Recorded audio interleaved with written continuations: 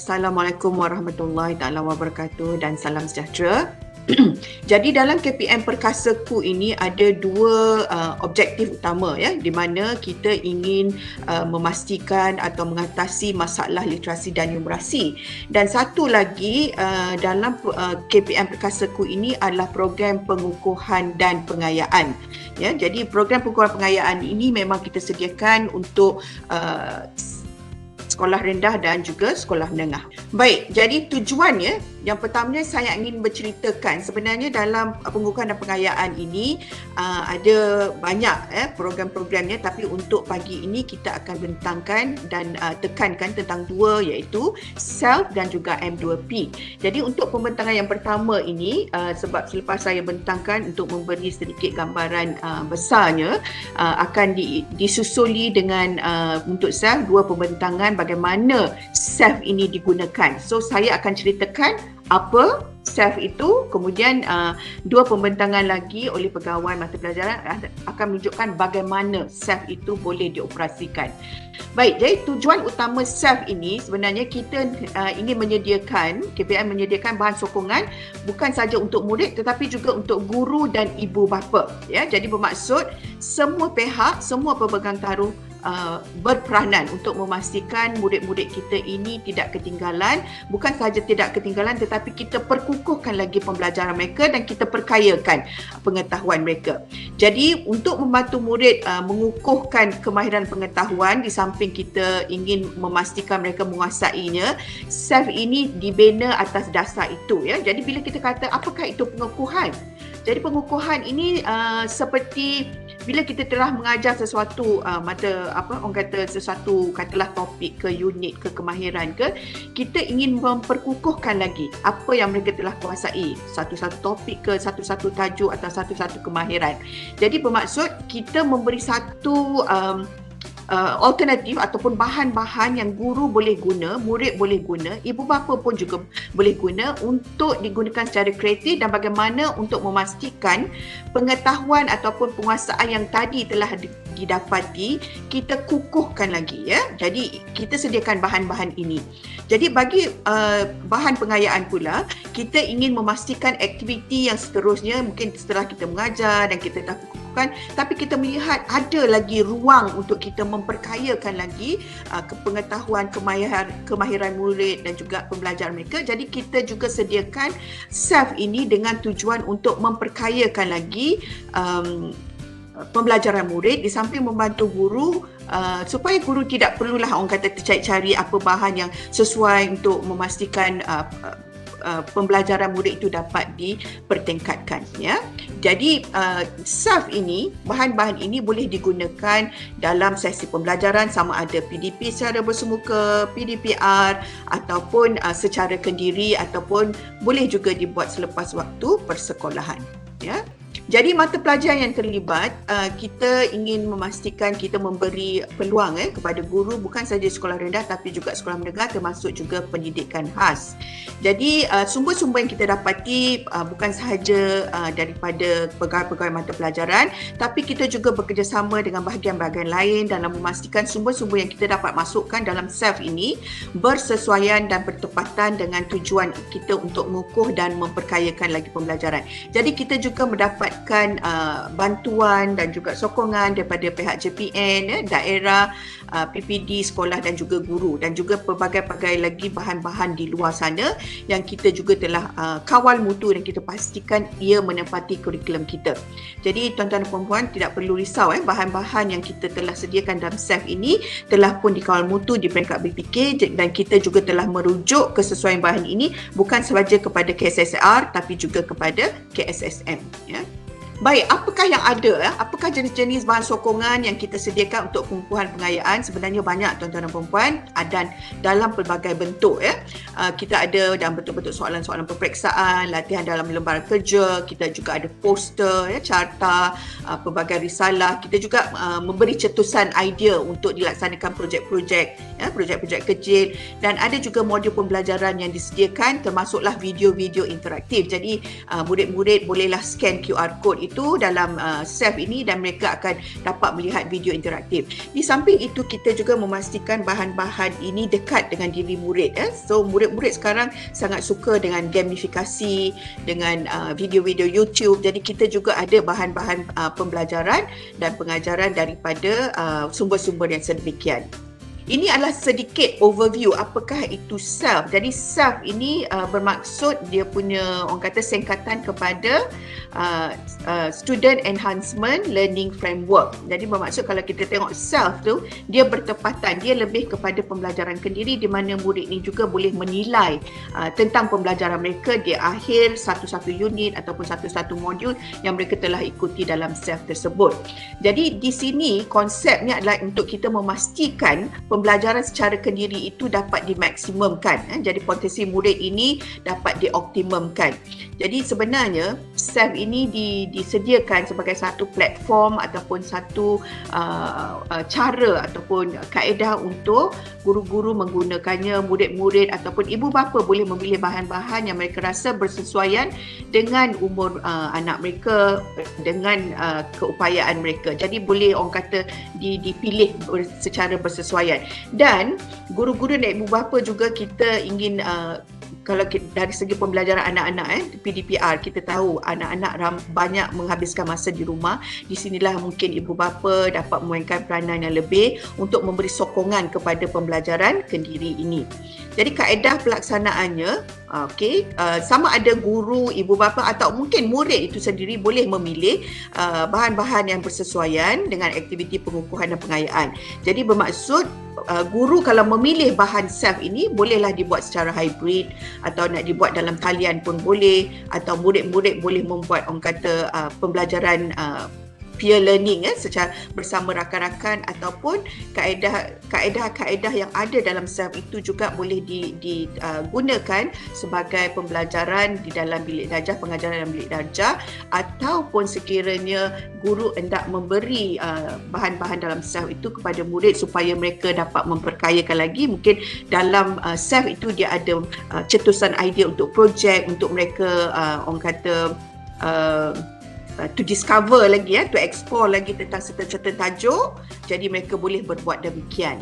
Jadi di akhir sekali, untuk setiap aktiviti itu, apabila satu-satu tugasan itu telah dapat dilaksanakan, murid-murid boleh membuat penilaian kendiri yang bersesuaian. Jadi dalam SELF ini, tajuk kita adalah orang kata dia punya standard dia, ada tajuk dia, tujuan dia untuk apa, arahan, tugasan dan sumber bahan itu daripada mana, sama ada mungkin video ataupun kuis ataupun lembaran kerja. Dan di akhir sekali kita sediakan juga penilaian kendiri di mana murid-murid boleh mengambil ataupun menilai diri mereka sejauh mana mereka telah dapat memahami tugasan-tugasan yang telah mereka lengkapkan atau mereka telah lalui. Kalau mengenai video, sebenarnya kita pun ada video pendek, tapi saya rasa video ini telah pun ditayangkan sewaktu webinar dan tuan-tuan dan puan-puan boleh melihat video ringkas tentang SELF ini juga dalam sumberku. Jadi untuk menerangkan dengan lebih lanjut bagaimana SELF ini boleh dioperasikan, digunakan di dalam bilik darjah, jadi kita sediakan dua pembentangan mata pelajaran, iaitu satu adalah Bahasa Melayu oleh Puan Chin dan satu lagi adalah daripada mata pelajaran sejarah oleh Puan Siti Sarah. Jadi oleh itu saya jemput Puan Chin untuk bersama-sama kita pagi ini untuk menunjukkan bagaimanakah SELF ini ataupun kaedah pembelajaran kendiri ini boleh dilaksanakan dalam PDP. Saya jemput Puan Chin. Baik, terima kasih Puan Fazlina. Salam sejahtera dan selamat pagi kepada semua rakan dari JPN dan PPD. Pagi ini saya akan berkongsi maklumat berkaitan dengan pengukuhan dan pengayaan yang merupakan sebahagian daripada program Perkasaku, iaitu pembelajaran kendiri atau lebih dikenali sebagai SELF. Jadi tanpa melengahkan masa, saya kongsikan bahan pembelajaran SELF ini khususnya bagi mata pelajaran Bahasa Melayu. Baik, tuan-tuan dan puan-puan SELF ataupun pembelajaran kendiri ini sebenarnya merupakan bahan sokongan yang berkaitan dengan aktiviti susulan dalam PDP, khususnya aktiviti pengukuhan dan pengayaan. Jadi saya pasti pegawai-pegawai kita yang berada di sini, khususnya pegawai Bahasa Melayu, masih ingat akan 5P dalam PDP. ya, penggabung jalinan, penyerapan, penilaian, pemulihan dan pengayaan. Jadi konsep 5P ini telah kita gunakan sejak zaman KBS Art lagi, yang bertujuan untuk memenuhi konsep bersepadu itu. Jadi bagi mata pelajaran Bahasa Melayu, konsep 5P ini kita kekal gunakan dalam kurikulum KXS Art dan juga dalam KXS Art Semakan, masih digunakan sehingga kini. Jadi pagi ini kita akan melihat bagaimana konsep ini kita gunakan dalam SEF. Jadi tuan-tuan dan puan-puan, salah satu konsep 5P ini ialah penilaian. Jadi kita semua maklum, penilaian tu ada dalam PDP. Ia dijalankan dengan tujuan untuk mendapatkan maklumat bagi menentukan pencapaian objektif PDP pada hari tersebut. Jadi penilaian ni kita jalankan secara berterusan. Kelemahan murid kita kena pasti, tindakan susulan perlu diambil. Jadi apa yang kita nak ambil selepas kita mendapat hasil daripada penilaian tersebut, sama ada murid itu perlu menjalankan pemulihan ataupun pengayaan. Jadi diringkaskanlah, SEF ini lebih kepada tindak susul guru selepas mengetahui dan mengenal pasti tahap murid pada hari tersebut. Jadi tercapaikah objektif guru pada hari tersebut? Siapakah murid yang pandai? Siapa pula yang sederhana? Siapa pula muridnya yang tidak faham? Jadi perlu dilakukan sesuatu di situ. Jadi di sinilah peranannya pembelajaran kendiri ataupun SEF ini. Di sinilah bahan kita dalam sumberku ini dapat membantu guru dan juga murid, khususnya untuk meningkatkan tahap penguasaan. Bagi murid yang belum mencapai tahap penguasaan memuaskan, akan menjalani pemulihan. Manakala bagi yang lain, kita akan jalani aktiviti pengukuhan dan pengayaan. Baik, mari kita lihat di manakah SEF itu ya. Melalui penilaian formatif yang guru jalankan, kita mendapat maklumat akan pencapaian murid. Jadi maklumat itu kita gunakan untuk memperbaiki kelemahan murid.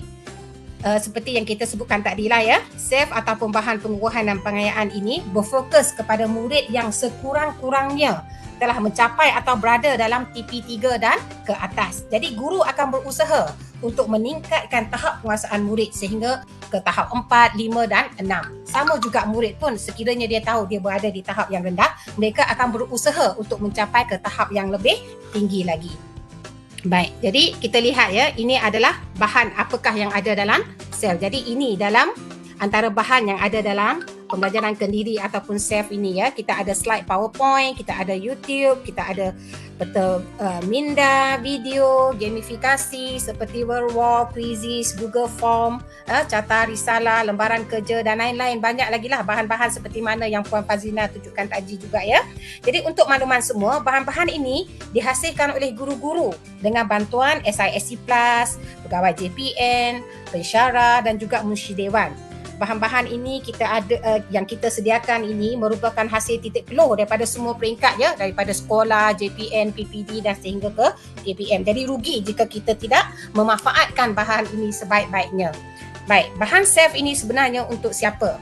Jadi seperti yang disebutkan tadi, bahan SEF ini kita sediakan untuk murid, ibu bapa dan juga guru.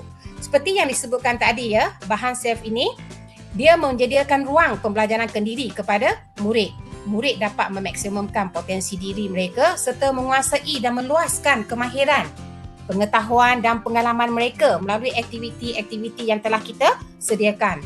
Selain itu, melalui SEF ini juga kita cuba lahirkan murid yang berdisiplin, murid yang proaktif dan berdikari dalam melaksanakan pembelajarannya. Dengan kata lain, SEF ini menjadikan pembelajaran kita lebih menarik ya dan bermakna. Murid yang telah menguasai kemahiran, mereka berpeluang memilih aktiviti, memantau dan menilai peningkatan pencapaian mereka melalui penilaian kendiri. Apa yang murid kita dapat melalui SEF ini sebenarnya? Melalui SEF, murid memperoleh kemahiran belajar untuk belajar. Murid juga dapat belajar dalam situasi pembelajaran yang fleksibel, selesa tanpa tekanan sebab murid boleh menjalankan aktiviti ini mengikut kesesuaian masa, bila-bila masa yang mereka rasa perlu dan boleh dilaksanakan. Jadi selain itu, murid dapat memperoleh pengetahuan dan kemahiran secara berdikari mengikut keperluan dan gaya pembelajaran yang dipilih. Ini kerana murid boleh memilih bahan dan pembelajaran yang luas. Mana-mana bahan yang ada dalam SEF itu, murid boleh pilih mengikut apa yang mereka nak buat. Sekiranya dia nak buat aktiviti mendengar tutur, mereka akan mencari bahan SEF yang menjurus kepada mendengar tutur, membaca dan seterusnya menulis. Jadi murid juga dapat mentaksir sendiri pencapaian mereka. Mereka boleh belajar mengikut kemampuan dan mentafsir pencapaian mereka sendiri. Jadi sekejap lagi kita akan lihat di mana ya kita nampak pentafsiran itu. Baik, mereka mempunyai otonomi dan bertanggungjawab ke atas pembelajaran sendiri. Begitu juga mereka boleh belajar bersama-sama dengan kawan, keluarga ataupun dengan sesiapa sahaja yang mereka suka. Baik. Sekarang kita lihat ya. Okey, ini ialah tata cara penggunaan bahan pengukuhan dan pengayaan. Jika kita lihat dalam slide ini, dalam PDP guru seperti biasa, guru melaksanakan PDP. Ya, contoh yang kita gunakan kat sini ialah petikan ya, dia membaca. Jadi guru menjalankan PDP seperti biasa. Apabila pergi kepada pengukuhan, guru akan sediakan lembaran kerja yang mengaitkan, yang ada kaitan dengan apa yang dibelajarnya tadi di dalam bilik darjah. Jadi murid akan belajar sekali lagi untuk mengukuhkan kemahiran yang dia belajar, kemudian ada sedikit penambahan ilmu di situ. Seterusnya, menjalankan aktiviti pengayaan yang mana murid akan melaksanakan aktiviti yang lebih mencabar, yang mengandungi mungkin multimedia, bahan multimedia yang lain.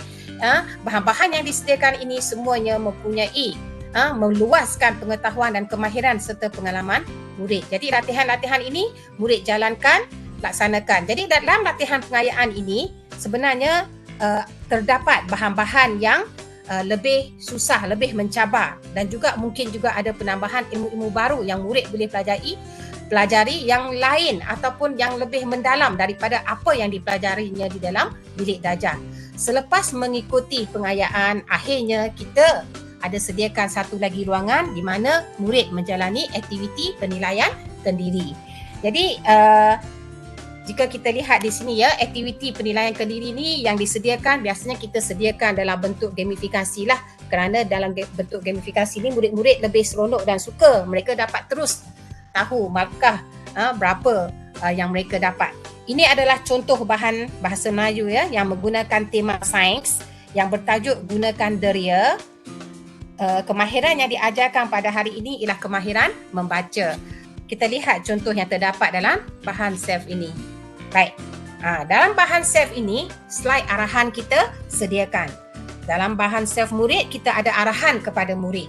Dalam bahan self untuk guru dan ibu bapa juga, kita sediakan arahan untuk guru dan ibu bapa. Jadi, jelaslah dekat sini kalau dilihat bahan repositori ya dalam sumber kur itu, ketidaksamaan bahan tersebut ialah self mempunyai arahan yang khusus kepada guru, kepada murid dan juga ibu bapa. Jadi, inilah bezanya ya.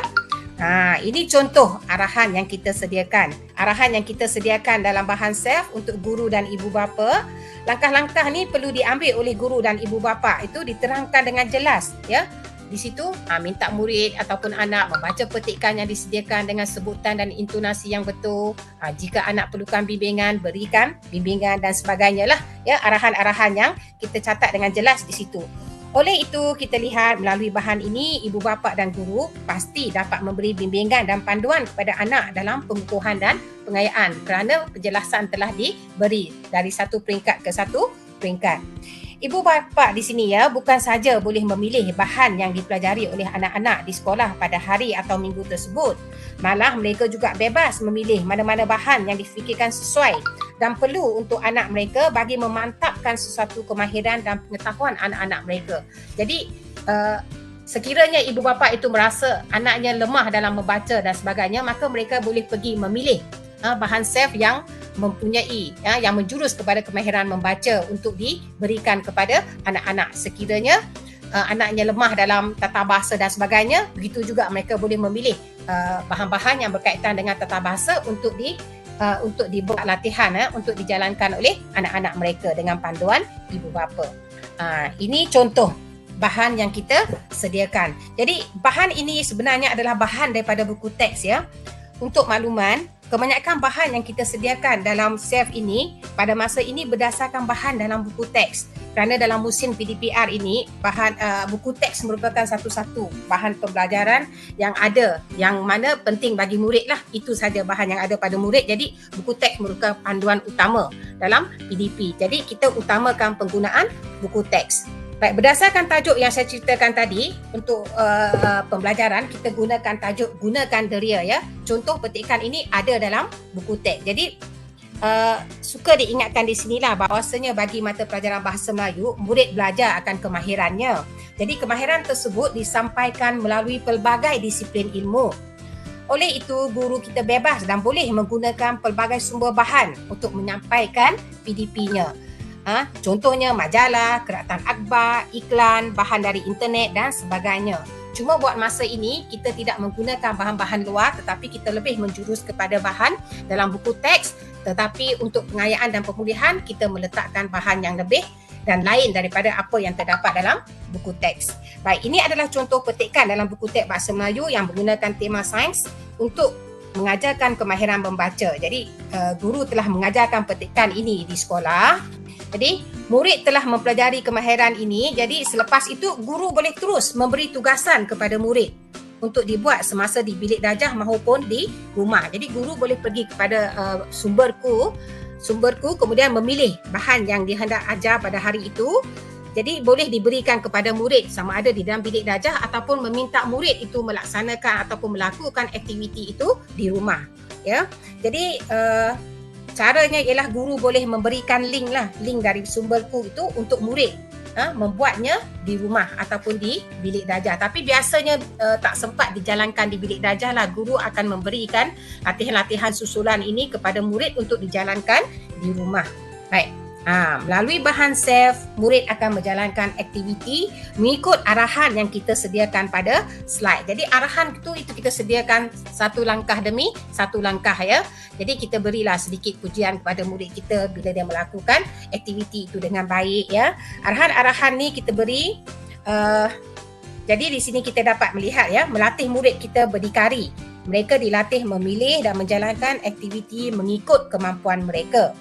Walau bagaimanapun, murid juga belajar bersama-sama dengan ahli keluarga atau kawan-kawan tanpa tekanan, fleksibel dan selesa. Jika ibu memilihnya bahan itu semasa murid berada di rumah, maka murid dapat melakukan aktiviti itu di rumah. Dan sekiranya murid-murid hendak melakukan bersama kawan-kawan, maka dia boleh mencari masa yang sesuai dan menjalankan aktiviti tersebut bersama rakan-rakannya. Biasanya dalam menjalankan aktiviti ini, murid diberi otonomi dan tanggungjawab ya ke atas pembelajaran sendiri. Kita melatih murid itu belajar sendiri. Kepada ibu bapa, mereka bebas ya memilih bahan SEF yang terdapat dalam sumberku mengikut keperluan anak-anak mereka. Jadi ibu bapa digalakkan memberi bimbingan kepada anak-anak dalam menjalankan tugasan sekiranya perlu. Jadi dengan kata lain, seolah-olah ya kita lihat penggunaan bahan SEF ini boleh juga dijadikan sebagai satu bahan seolah-olah macam bahan kelas tambahan lah, tuition lah kepada murid. Jadi ibu bapa boleh pilih dan memberi latihan semula kepada anak apa yang telah dibelajar di sekolah, kemudian melakukan latihan sekali lagi di rumah. Ya. Baik, tuan-tuan dan puan-puan, tugasan yang diberikan kepada murid mengambil kira kemahiran yang dipelajari serta ilmu yang perlu diperluaskan. Jadi melalui aktiviti pengayaan, sudah pasti murid akan mendapat pelbagai ilmu tambahan yang luar dari apa yang dipelajari dan pengalaman baru melalui aktiviti. Okey, baik, bahan SEF ini bebas digunakan dengan apa cara sekalipun ya, kerana memberi manfaat kepada murid untuk membantu mengukuh dan memperkayakan ilmu, kemahiran dan pengalaman. Selain itu, guru juga bebas memberi tugasan kepada murid. Hanya perlu memilih bahan pengukuhan dan pengayaan yang sesuai dengan murid. Jadi, kita akan memberikan arahan kepada murid. Selepas dia buat aktiviti itu, apa yang dipelajari oleh guru, kemudian dia terokai ilmu lain. Jadi, di sini kita sediakan link yang diberikan kepada murid untuk mereka ikuti. Guru dan murid bebas memilih bahan untuk anak-anak mereka. Jadi, anak-anak yang berdikari, mereka boleh mencari pautan bahan yang disediakan. Dia boleh pilih mengikut tajuk yang diberi oleh guru atau pilih mana-mana bahan atau kemahiran yang mereka suka. Jadi ini adalah contoh ya yang kita sediakan yang boleh digunakan. Kita ada bahan yang berbentuk lagu, video tanpa penerangan dan juga video penerangan. Jadi murid-murid seperti mana kita lihat tadi, dia membaca petikan yang terdapat dalam buku teks itu berkaitan dengan deria. Jadi selepas itu kita minta murid melihat, menonton bahan multimedia ini. Daripada bahan multimedia ini murid akan dapat ilmu baru. Kemudian kita bagi aktiviti susulan selepas dia melihat, menonton bahan-bahan multimedia ini. Jadi apa yang murid kena buat selepas melihat bahan multimedia ini? Kita sediakan peta iThink kita gunakan untuk penyediaan bahan pengukuhan dan pengayaan ini, selain daripada peta pengurusan grafik dan peta minda. Jadi Selepas murid belajar di sekolah apa yang mereka ikuti pelajaran di sekolah, mereka akan balik ke rumah ikuti bahan yang diberikan oleh cikgu untuk melaksanakan aktiviti pengayaan ini. Mereka menonton video ataupun menonton video penerangan yang saya tunjukkan tadi. Kemudian mereka akan menyediakan maklumat-maklumat yang ditonton daripada video itu ke dalam peta I-Think yang kita sediakan. Jadi di sini setelah belajar ilmu dan kemahiran dalam buku teks, murid akan memperkukuhkan ilmu dengan membaca maklumat daripada bahan lain termasuklah dalam video. Jadi itu adalah contoh peta pokok yang kita gunakan. Selain aktiviti pengukuhan dan pengayaan, kita ada juga bahan SAFE yang menyediakan uji minda. Jadi atau dengan kata lainnya sebagai penilaian kendiri kepada murid. Jadi uji minda atau penilaian ini disediakan mengikut kesesuaian bahan dan kemahiran. Jadi kita lihat contoh dia. Ini dia ya, antara bahan yang kita jadikan sebagai bentuk penilaian, di mana kita ada aktiviti-aktiviti. Boleh klik kepada link tu sebenarnya. Bahan aktiviti pengayaan yang boleh kita gunakan untuk menilai tahap penguasaan murid dalam kemahiran. Jadi bawah satu bahan yang di sini. Jadi melalui satu bahan kita hasilkan pelbagai aktiviti. Contohnya membaca dan mencari kata adjektif, dia baca susun cerita ikut urutan, baca gariskan kata adjektif. Jadi di sini jelas kita lihat kemahiran dan juga ilmu baru yang murid boleh pelajari dan kita nak murid dapat hasil daripada PDP ini. Baik, selain daripada Google Form, terdapat juga bahan penilaian yang berbentuk lembaran kerja kita sediakan ya untuk murid yang tidak ada kemudahan menggunakan gamifikasi. Kita sediakan juga lembaran kerja yang boleh guru gunakan beri kepada murid untuk membuat latihan. Jadi ini sahaja yang dapat saya kongsikan berkaitan dengan bahan SAFE yang terdapat dalam sumberku yang boleh digunakan oleh murid, guru dan ibu bapa selain daripada bahan-bahan yang lain. Kepada murid, kita boleh gunakan bahan ini seperti yang diarahkan oleh guru atau ibu bapa dengan cara memberikan link kepada mereka secara kendiri. Jadi suka diingatkan di sini, murid adalah digalakkan menggunakan bahan SAFE ini sebagai pembelajaran kendiri kerana murid perlu belajar untuk mencari ilmu dan menimba ilmu sendiri.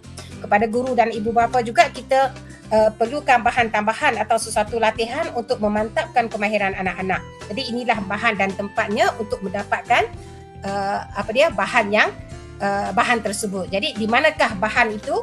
Bahan itu terdapat di sumberku KPM. Jadi di sini sajalah sedikit penjelasan saya.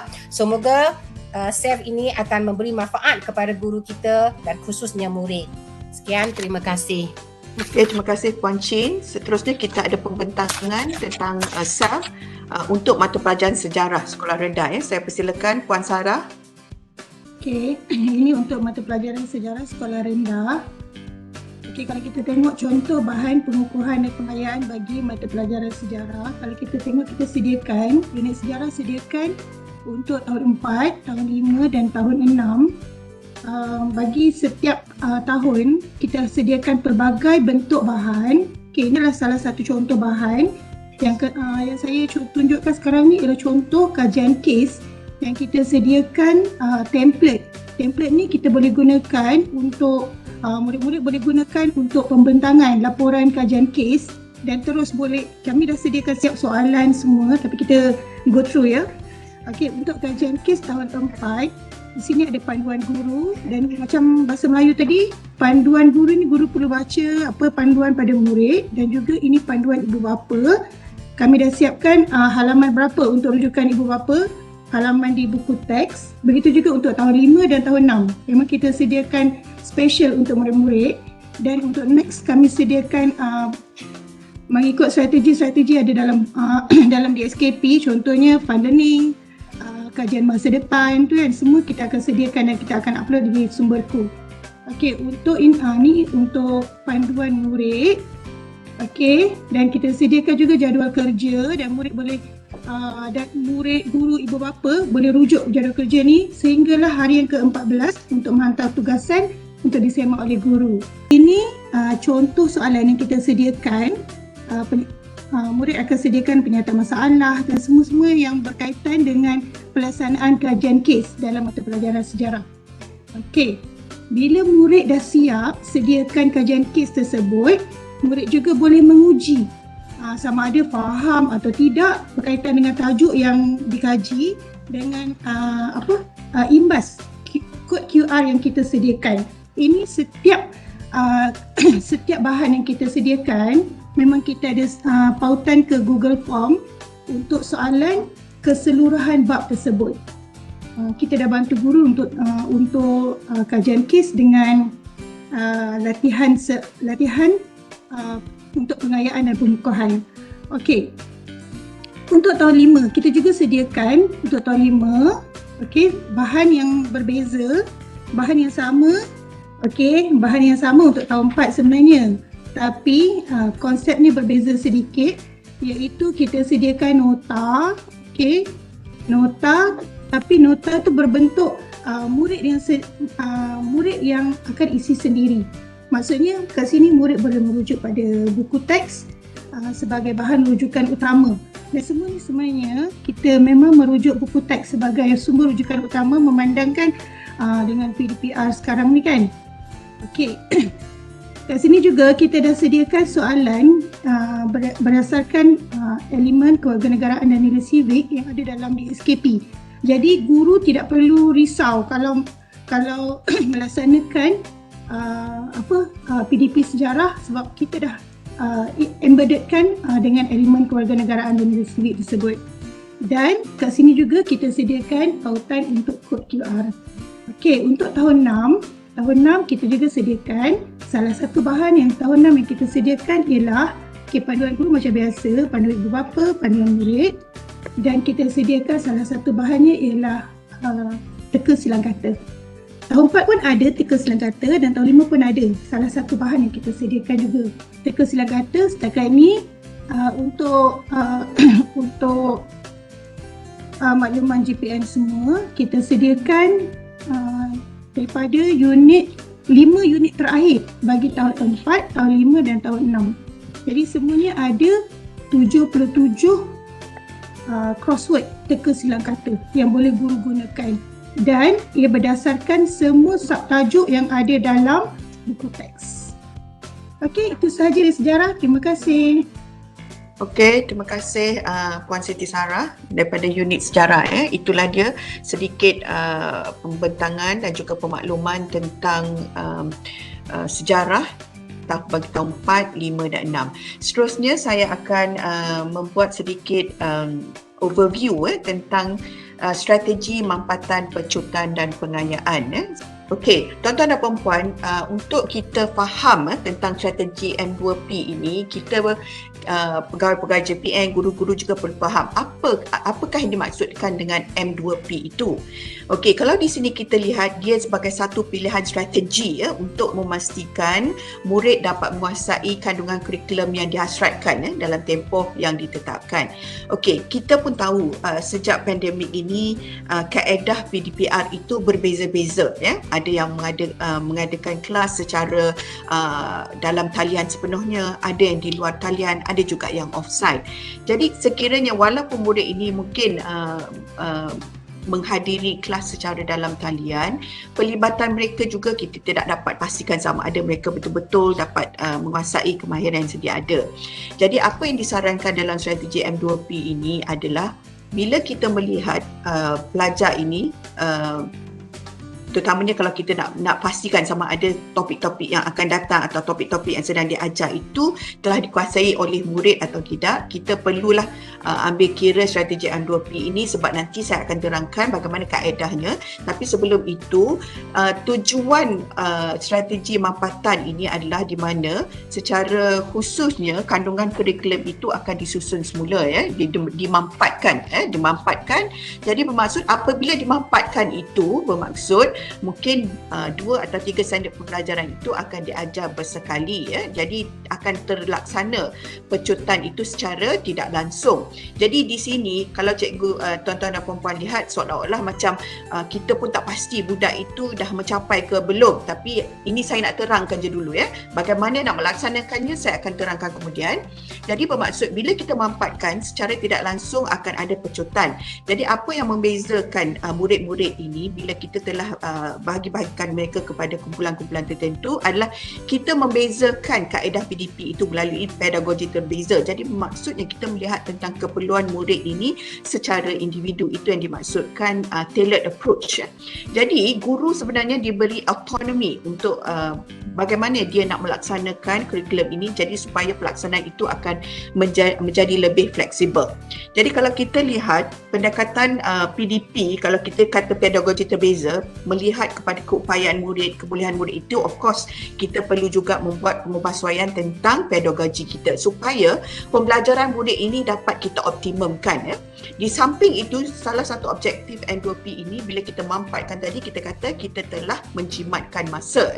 Bagaimana kaedahnya menjimatkan masa itu ada dalam pembentangan tentang bagaimana dioperasikan nanti. Jadi objektif yang ketiga adalah kita ingin memenuhi keperluan murid yang berbeza-beza tadi, dari segi minat mereka, kebolehan mereka, tahap penguasaan mereka. Jadi ini juga salah satu daripada objektif strategi M2P. Seterusnya objektifnya adalah apabila kita kata kita ambil tailored approach tadi, jadi bermaksud kita betul-betul memastikan pedagogi yang dipilih itu mencabar minda mereka, mencabar kebolehan mereka supaya mereka akan sentiasa rasa seronok kerana kaedah pedagogi itu bertepatan dengan penguasaan mereka. Jadi inilah yang kita maksudkan supaya pembelajaran itu jadi seronok dan bermakna. Di samping itu, kita inginkan guru menjadi pengajaran mereka itu lebih inklusif. Maksudnya semua keperluan murid itu diambil kira dan juga kaedah bagaimana nak menyampaikan dari segi learning style-nya juga diambil kira oleh murid. Jadi guru dengan menggunakan kaedah strategi M2P ini akan menjadi lebih reflektif. Maksudnya dia akan melihat sesi PDP mereka itu bagaimana untuk menambahkan lagi, memperkukuh lagi, memperkayakan lagi. Dan di samping itu mungkin ada juga murid-murid yang perlu lagi sokongan yang mereka yang berada dalam kukuh satu. Okey, konsep strategi M2P ini seperti saya cakapkan tadi, dia ada sebenarnya 4 elemen iaitu mampatan, pecutan dan pengayaan, dan di tengah-tengah itu adalah pedagogi terbeza. Jadi apabila berlaku proses mampatan ini tadi, jadi bermaksud kita melihat keseluruhan. Kalau katalah dia ada satu standard kandungan yang besar, dalam standard kandungan itu mungkin ada 6 atau 7 standard pembelajaran, jadi dia perlu melihat keseluruhan itu. Bagi murid-murid tertentu mungkin dia perlu gabungkan atau dia mampatkan kurikulum tersebut untuk sesuaikan dengan keperluan mereka. Jadi di sini bila kita kata dah dimampatkan dan secara tidak langsung akan ada proses pecutan tersebut. Jadi tempoh pembelajaran itu dapat dipendekkan. Jadi inilah kita kata salah satu catch up plan. Mungkin ada guru-guru bila dia telah kenal pasti sebenarnya ada murid dia sebenarnya telah advance daripada sekumpulan murid lain. Jadi boleh dipecutkan ataupun dipanggil accelerated learning. Jadi kemajuan murid ini akan dilihat secara berterusan. Maksudnya at the end of satu unit tu akan diberi satu pasca ujian. Jadi dalam pedagogi terbeza ini, guru-guru boleh membezakannya dari segi kandungan kurikulum tersebut, proses bagaimana PDP itu juga boleh dibezakan, produk yang dihasilkan oleh murid juga akan jadi terbeza, dan juga persekitaran bagaimana pedagogi itu dilaksanakan juga. Jadi konsep pedagogi terbeza ini boleh dilaksanakan dalam 4 kaedah iaitu dari segi kandungan, proses, produk dan juga persekitaran. Jadi bagaimanakah proses pelaksanaan strategi M2P ini? Baik, dalam kita ingin guru-guru mengambil konsep strategi M2P ini, guru-guru memang perlu betul-betul faham apa yang dimaksudkan. Jadi syarat pelaksanaan dia sangat penting. Di situ kita kata guru mesti menguasai kandungan mata pelajaran yang diajar. Adakah bermaksud selama ini guru tak faham atau guru tidak menguasai? Bukan ini yang dimaksudkan. Kita nak guru melihat keseluruhan. Katalah kalau kita kata the last 30% tu, cikgu tu perlu melihat, mungkin not just 30%, maybe the last 40% nak melihat bagaimana murid-murid ini berada. Jadi bila dia dapat menguasai betul-betul kandungan kurikulum itu dan dia tahu untuk satu standard kandungan itu ada berapa standard pembelajaran, bagaimana saya boleh melihat dan bagaimana saya boleh mampatkan kurikulum untuk membantu murid-murid yang mungkin telah pun advance.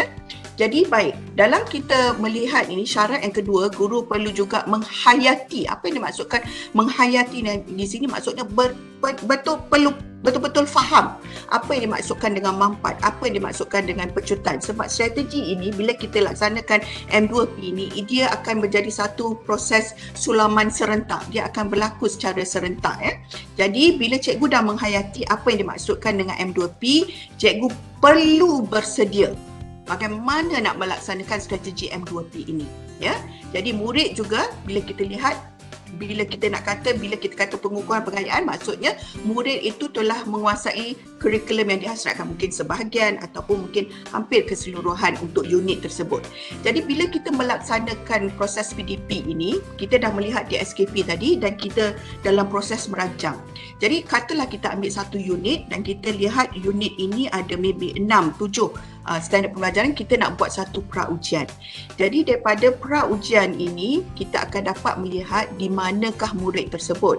Sekiranya murid itu masih lagi belum menguasai kemahiran-kemahiran tersebut, mereka ini akan berada dalam pukul 1. Jadi bermaksud perlu banyak lagi bantuan, bimbingan, hand-holding, scaffolding. Bagi murid yang mungkin sebahagiannya telah pun menguasai half of the curriculum ke half of the standard pembelajaran itu, mereka boleh berada di kukuh 2, dan mungkin telah pun advance, mereka akan berada dalam kumpulan pengayaan. Jadi sepanjang PDP itu dilaksanakan, mungkinlah satu tajuk itu mungkin sepatutnya diajar dalam tempoh 2 hingga 3 minggu, dan katalah bagi tempoh tersebut, bagi murid yang pengayaan ini mungkin mereka agak cepat, boleh beri pasca ujian, dan kita lihatlah untuk unit tersebut di manakah murid ini berada. Jadi bila kita melihat mungkin budak yang kukuh 1 ini sebenarnya okey, mereka dah bergerak dah kepada kukuh 2. Yang kukuh 2 mungkin telah bergerak kepada pengayaan dan seterusnya. Jadi di sinilah kita kata bila guru melihat secara reflektif tadi, amalan refleksi itu diambil dan guru sentiasa memastikan PDP mereka itu bersesuaian untuk pembelajaran yang seterusnya. Jadi di sinilah kita perlukan plan intervensi berterusan. Lagi satu, bila kita kata menghayati kurikulum ini ataupun kita betul-betul faham atau menguasai ini, saya nak bagi satu contoh ringkas lah ya. Kalau dulu semasa saya mengajar dulu kita ajar satu poem, Life's Brief Candle. Jadi poem itu sangat pesimistik. Jadi bila murid baca, dia kata kenapa bercakap tentang kematian, walaupun pendek. Tapi sekiranya guru itu tidak tahu di manakah ekstrak poem itu datangnya, iaitu dia datang daripada satu play Shakespeare, guru tidak boleh menerangkan kenapakah kaedah, bagaimanakah poem itu agak pesimistik. Tapi bila kita dapat ceritakan, okey, ini diambil daripada orang kata ekstrak daripada satu play, dia akan murid mungkin akan lebih tertarik. Di situlah saya dapat mencetuskan keinginan murid dalam proses pengayaan, sebab mereka ini sebenarnya baru tingkatan 1 tapi mereka berada dalam kelas yang baik 1A. Jadi bila kita telah timbulkan minat itu, dan bila saya nampak mereka ini ingin tahu lebih lanjut tentang Shakespeare, dia sendiri mencari apakah itu Macbeth, apakah orang kata Hamlet, dan dia sendiri saya bagikan kepada kumpulan-kumpulan. Di sinilah kita kata tadi pengayaan itu akan berlaku, di mana guru perlu explore, beri peluang kepada murid ini actually to challenge themselves, supaya dia melihat lebih daripada poem yang pendek itu tadi. Dia melihat secara tentang konsep kematian, tentang kepentingan kenapa kita perlu hargai hidup dan sebagainya. Jadi di sinilah saya rasa guru-guru perlu orang kata menguasai kurikulum. Kalau guru bahasa Inggeris tu perlu passionate, kalau ajar literature tu perlu tahu, kalau ajar matematik tu dia perlu tahu konsep-konsep matematik tu, dan juga bagaimana nak direlatekan kepada kehidupan seharian. Jadi murid akan rasa terpanggil, akan rasa seronok berada dalam kelas itu kerana ilmu itu dapat diaplikasikan ya. Okey, baik. Bagi membantu guru-guru, dalam sumberku itu juga kita ada sediakan 10 contoh eksemplar untuk sekolah menengah dan 5 contoh untuk sekolah rendah. Jadi dalam eksemplar ini kita telah tunjukkan bagaimana mampatan kurikulum itu dilaksanakan. Jadi di sini tuan-tuan dan puan-puan pun dapat melihat dalam pukul 1 ini di mana mereka perlu banyak lagi bantuan. Pukul 2 ini mereka berada dalam kumpulan pengukuhan, dan kumpulan 3 adalah dalam pengayaan.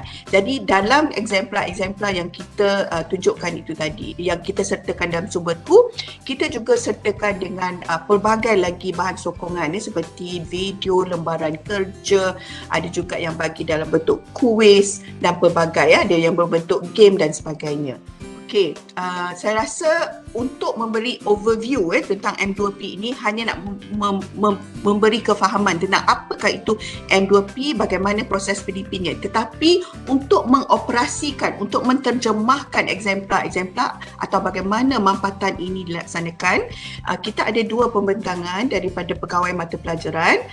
Pertamanya saya ada Encik Chiang daripada unit matematik untuk menerangkan bagaimanakah M2P ini boleh dilaksanakan di dalam bilik darjah dan diikuti dengan Puan Carly Chelby daripada unit bahasa Inggeris juga akan menerangkan bagaimana pengoperasian atau bagaimana diterjemahkan strategi M2P ini dalam pelaksanaan PDP.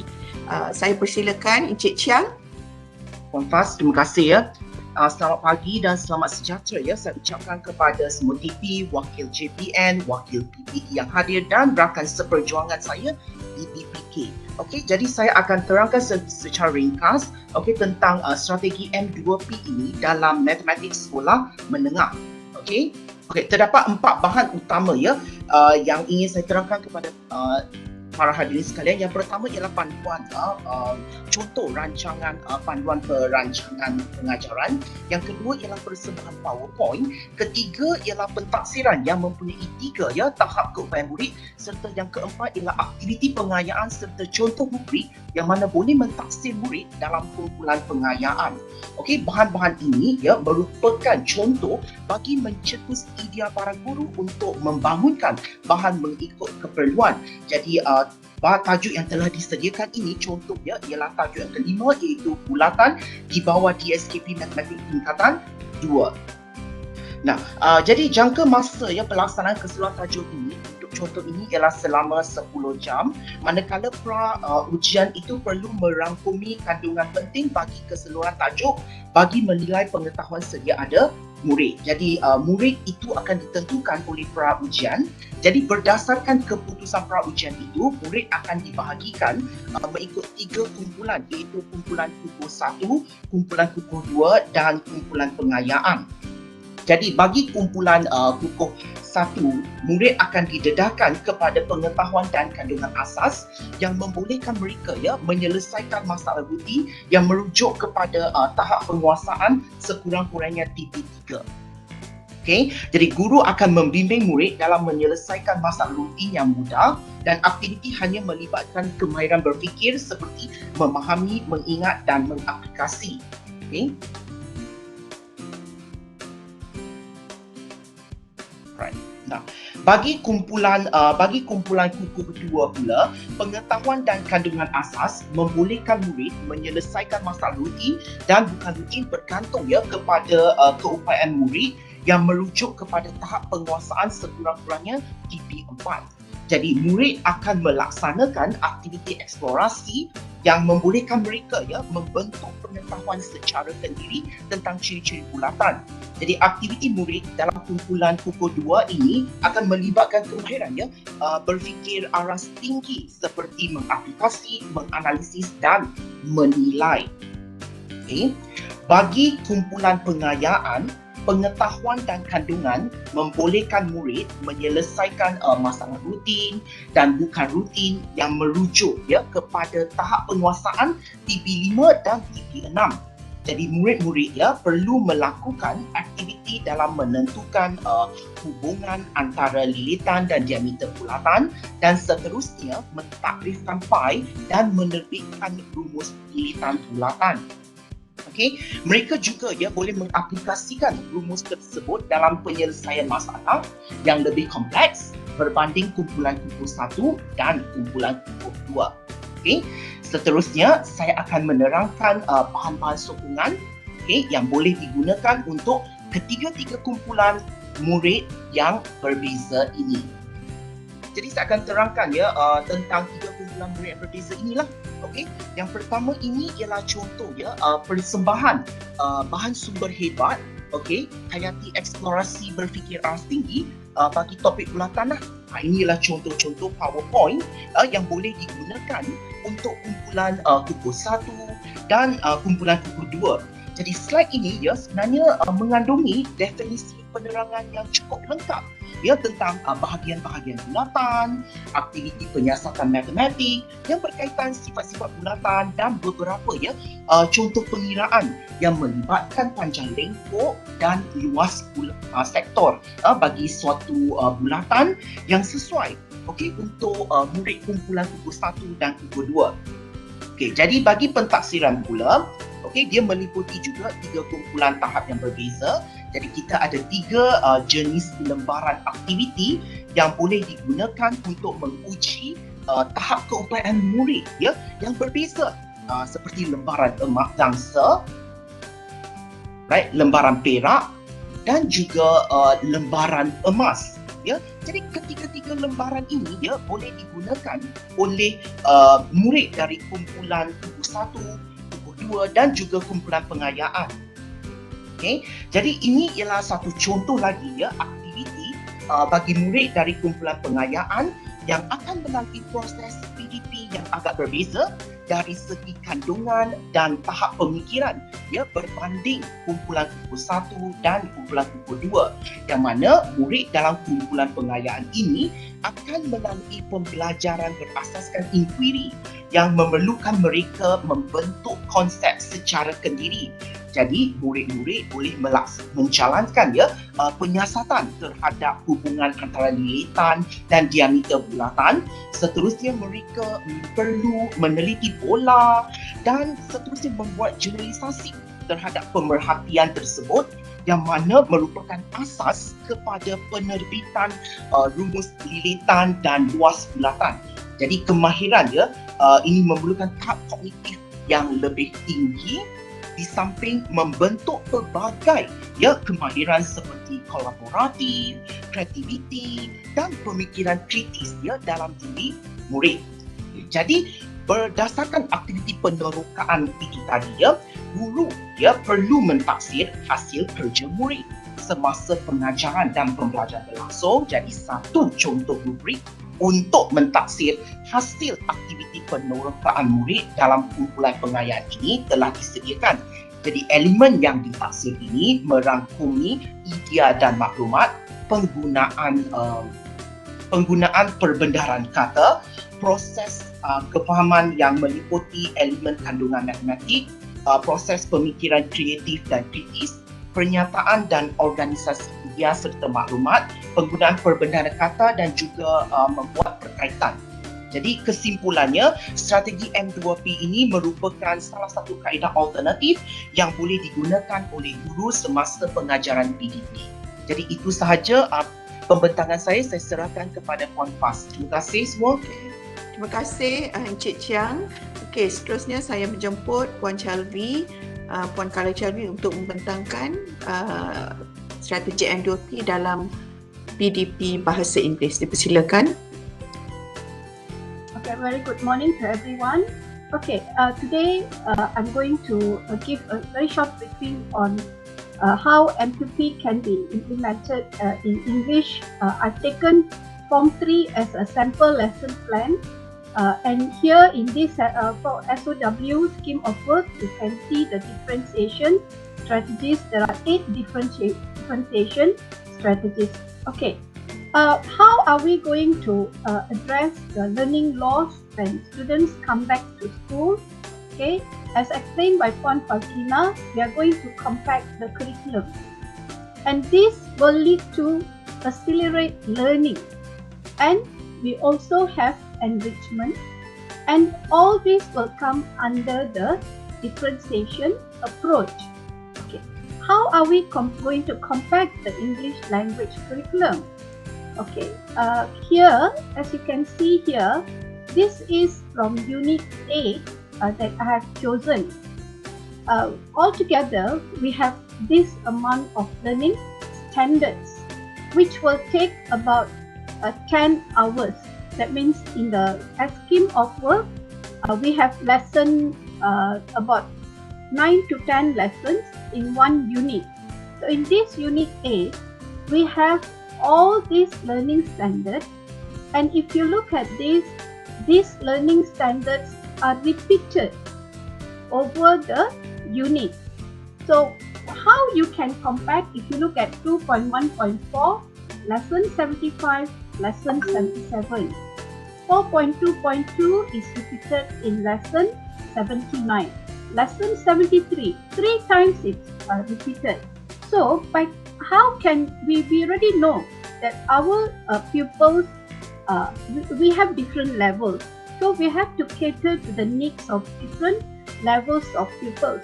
You might also ask, by compacting, are we leaving out the left behind children who are weak? No. Compacting the curriculum is also an effective method for people who may not have mastered the majority of the content and skills, and they can learn quickly, in fact. So for example, let me tell you, in Form 1, 3.1.1, that is, they have to read a simple longer text, and then they have to identify the main points. 3.1.2, they have to identify the specific detail. There are 11 to 12 times these skills are repeated. So if you, within that unit, if you find children who have not acquired the skill, but over the period when these skills are repeated, they will definitely acquire. How? One way is by using the differentiation approach. We don't only cater to the needs of very high professionals. No, we address the 3 levels in the class. So if you look at the compacting that I have done here, we need not do language awareness as a one-day lesson, which we normally do now. But when we go back to school, how are we going to address to the different needs now? So this is language awareness, which can be incorporated in the 4 skills in listening, speaking, reading, and writing. And literature in action, whatever poems, they can be incorporated in the reading lesson, where they read different genres. That means they also read, for example, printed materials, and there are other different types of materials. So what we can do is we can compact the curriculum. So this is one unit that I have shown how compacting is done. Teachers can also take a look at the scheme of work and look at each unit and see how many times the learning standards are repeated, and they can always compact the curriculum. I'm going to show an exemplar here. Okay, this is a sample exemplar that Puan has shown, but this is for English. If you look at here, all the learning standards in Unit 8 have been written. So you can see teachers plan ahead of the lesson. That means, you know, next week I'm going to start with Unit 8. So in that Unit 8, I have already compacted. And what are the activities that I have planned for the 3 groups? It's always good to plan earlier, because what you call a lesson plan that has been planned in advance is the foundation framework for a good to execute the lesson. So if you look at this exemplar here, we have already planned for the 8 units. That is for listening, speaking, reading, writing, and what are the 3 levels that you can have the activities. So today I don't have time to go through each and activity, but all these are in our website under M2P. There's a video on this. You can explore more and look at the learning standards and the activities. So if you look at this, we range from the core, and then we reinforce, and we have the enrichment activities, because we want to cater to the different needs. So if you look at this, that is complete. Once you have compacted the curriculum, acceleration will take place. That means learning will take place at a fast pace, because this, let me also tell you, these 3 levels, in a school you might not have these 3 levels. You can only have 2 levels. That means you have group 2 and group 3. Go ahead with the group 2 and group 3. It is very good if you have that group 2, group 3, where you have advanced schools, very proficient pupils. So they can go ahead. But if you have pupils who have not mastered the learning standard, well, you still cater to the needs of the students who have not mastered and who have are already far ahead. And all the materials you have used, the close-up 3 is too much for them, and they feel they have already covered. So come up with the enrichment activity which will accelerate their learning, not only for the good but also for students who need help. So the one example that I'll show is which is in the scheme of work is to differentiate for more proficient pupils by giving them to fill in the blanks. But for less proficient pupils, you just give them objective. One example that I'm showing you how to accelerate their learning now. When we go back to school, there will be pupils who have had learning loss and they wouldn't have covered the learning standards. So when they come back, teacher has to look at overall what are the learning standards that have not been covered, plan appropriately and compact the curriculum as how I had shown, which will accelerate not only the fast learners but also the ones who need help. Okay. Okey, terima kasih Puan Kala Cherry atas penerangan itu tadi. So itulah dia pembentangan daripada dua mata pelajaran iaitu matematik dan bahasa Inggeris.